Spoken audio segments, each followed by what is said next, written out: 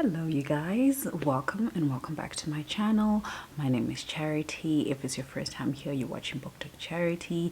If you haven't yet subscribed to my channel, please do so down below, and remember to like, share and comment on this video. And yeah, welcome to my March wrap up.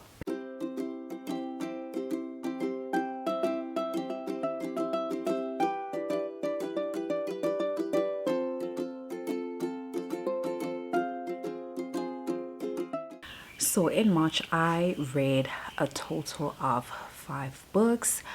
2 of these books were an audiobook and 3 of them were physical books. So I'm gonna just tell you about the books in the order that I read them. The first book that I read is The Wife Upstairs, and this book is written by Rachel Hawkins and narrated by Emily Sheffer. I hope that I'm pronouncing that correctly, as well as Kirby Hayborn. And I rated this book 3 stars. So in this book, we follow a young girl named Jane who, if I remember correctly, this was March, guys. She was a dog walker for these people in this suburban neighborhood, and she was living in a more dingy place close to the area, and she was kind of like running away from her past.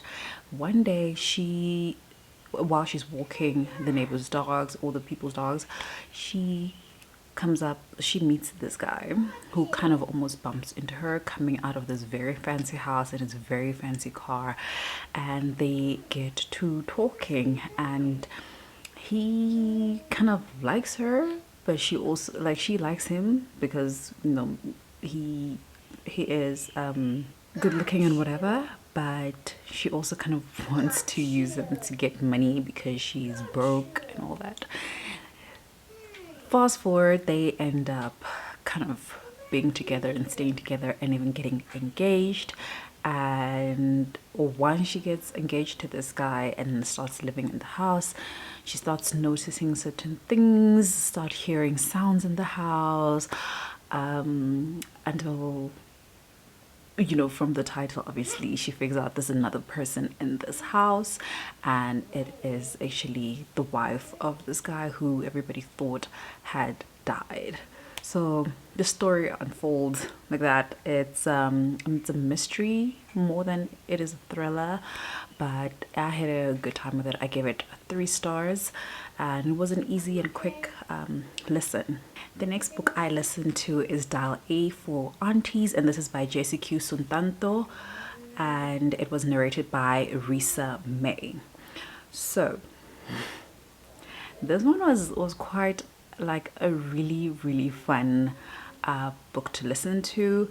We follow 3 generations of an immigrant Chinese Indonesian family, and our main character is Madeline Chan, right? So Madeline Chan lives with her mom, and her aunties live literally like right on the same street as her, but they believe that their family is cursed, that every single man who comes into their life or is actually born from the family ends up leaving the family. The fathers, the husbands, the sons, the brothers, whatever. And Madeline Chan happened to be the only child out of all the auntie's kids that did not leave her mother's nest when she came of age. So they solely believe in this curse, and they praise Madeline and Madeline's mom for, you know, you stay, you stick it out and all that. But they also heavy meddlers. They literally meddle in Madeline's life, and especially love life, to a point where Madeline's mom organizes a blind date for Madeline and this hotelier. Madeline ends up going on this date, and she accidentally kills her date. And now in the whole story, we going through watching them trying to basically cover up this murder, and it's chaotic, it is funny, it is such a great time, and the narration was really good because you could hear all the accents coming out. I had a great time with this. I also rated this book 3 stars. The next book I then read in the month of March was House of Sky and Breath, and this is by Sarah J. Maas. This is the second book in the Crescent City series, and I'm not gonna really say too much about what happens here because it will probably be spoiler for the first book, but we still following Bryce Kinlan as well as Hunt Athalar. This book, compared to the first one, has a lot more perspectives that we read from. We even get a narration from Therion, who was the Mer, as well as Keelan's half brother. But yeah, I had a very good time with this book. I love Sarah J. Maas's writing. It is quite a chunker. It does take a lot of time to read, especially for slow to medium readers like myself, because I'm not that slow anymore. But like I keep saying to everybody that I can tell about Sarah J. Maas's writing, her books are quite long, but the first part of the book sets you up for the rest of the book, and the information that she gives you in the first part of the book tends to be very important to the plots and plot twists in the book. And I had such a great time with this book. There was, like I said, there was a lot of plot twists. There's a lot of shocking moments. I was gasping the whole time. I literally screamed when I read the last sentence of this book. It was so good that it brought me to a place where I wanted to finish reading a quart of Thorns and Roses series, because I had only gotten to book 2. I immediately wanted to get into book 3 to figure out what the heck is happening with this last sentence. But safe to say, I gave this book a 5-star read because it was absolutely amazing. The fourth book I read is The Maid, and this is by Nita Prose. I actually listened to this book on audio because I didn't have the physical copy yet. But in this book we follow Molly the maid, who is socially awkward, in the sense that she is socially awkward. She finds it hard to make friends. She finds it hard to speak to people. She also, if you say something to her, she takes it very literally. She does not really have a sense of humor, or cannot detect humor from people, cannot detect their feelings or emotions and things like that, and she tends to end up saying the wrong thing, right? Like me saying she's socially awkward, but she, at the same time, I feel like she's quite confident. She loves her job. She loves being a maid. She takes pride in her work, and when she does her work, she makes sure that she does it 110%. So yeah, because of her character, I didn't tell you what the book, because of the way her character is, first of all, she's working at this hotel, right? She loves her job. Her grandmother was also a maid and taught her everything she knows, and taught her mannerisms and things like that, and how people are, trying to teach her how to read people at the same time. So one day there's a murder in one of the rooms that she regularly cleans, right? And she finds the dead person, and she calls it in because she's like, I think this person is no longer alive. And fine, people come, take the body, whatever.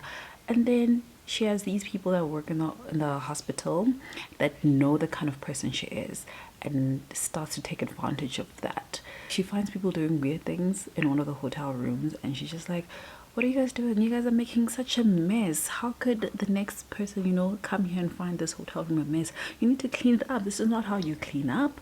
Let me show you how to clean up. But she's not realizing that she's actually cleaning up the scene of the crime. So the book is written so well. The narration is so good. The person who narrated it, I feel like nailed Molly's characters to a T, and I had a really great time. And after finishing the audiobook, and a friend of mine asked that we swap books, and she sent me this. I'm like, yes please, because this is definitely a book that I want to reread because it was so good. It was so good. Yeah, but I had a great time reading The Maid, and I will recommend it. By the way, I gave this book a 5-star as well. The final book I read in the month of March was The Atlas 6, and this is by Olivia Blake. So in The Atlas 6, we mainly follow the 6 characters who have been chosen to be part of this prestigious Alexandrian society, which happens to also be a secret society, and they get invited by this guy named Atlas Blakely. And the way that he chose his candidates was that you have to be the very best in your field, but also have a magical ability that is quite different from everybody else's. The world that we are set in Atlas 6 is a world where most people have magical abilities. So having magic is not a special thing, but there's very small distinctions between certain people's magical abilities, and that's what they were looking for. So he got these 6 people together, invited them to join this secret society that you're not allowed to tell anybody about. You spend a year at the society learning whatever you can, harnessing your magic, you know, getting better at what you do, and at the end of it, one person needs to be eliminated. So this is dark academia.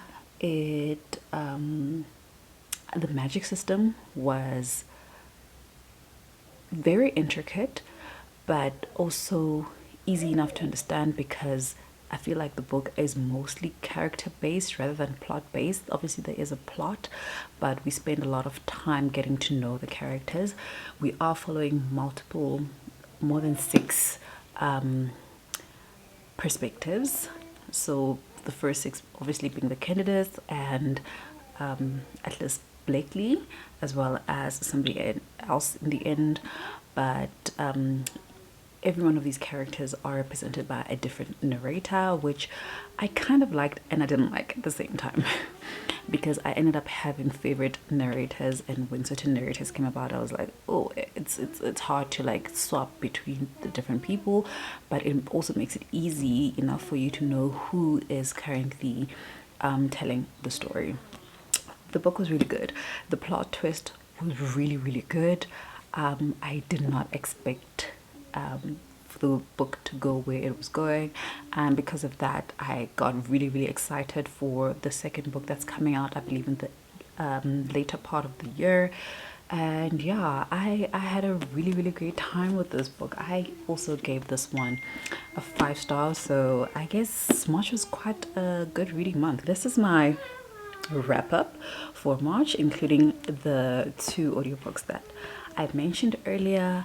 Thank you so much for watching this video. I hope that you enjoyed it, and if you did so, please remember to give me a thumbs up because it really helps my channel get noticed. Share this video with your friends and family, share my channel, subscribe to my channel if you haven't done so already, or if you keep returning to my channel but you know you keep wondering, should I not? I think you should. I hope that you do. But thank you for being here regardless and watching this video, and I will see you guys in my next one. Bye.